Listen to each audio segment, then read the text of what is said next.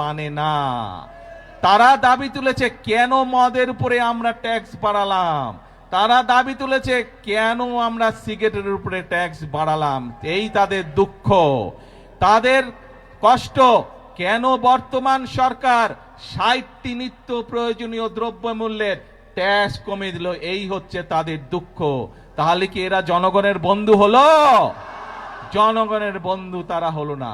প্রিয় ভাই বোনেরা, আজ সময় এসেছে কারা জনগণের বন্ধু এবং কারা জনগণের বন্ধু নয়, এইটি সঠিকভাবে নির্ণয় করতে হবে।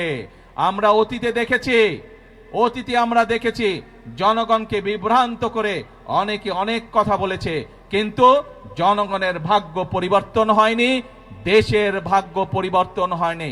এই প্রথম আমরা চেষ্টা করছি। প্রিয় ভাই বোনেরা, বিএনপি যেমন অতীতেও চেষ্টা করেছে, আপনারাই বলেছেন এইখানে শহীদ জিয়া খাল খনন করেছিলেন, দেশনেত্রী খাল খনন করেছিলেন, বৃক্ষরোপণ করেছিলেন। যারা বিভ্রান্তকারী, যারা ষড়যন্ত্রকারী, বিভিন্ন সময় তারা ষড়যন্ত্র করেছে এবং ষড়যন্ত্র করে মানুষের ভাগ্যের পরিবর্তনের যে গতি তাকে তারা বন্ধ করতে চেয়েছিল।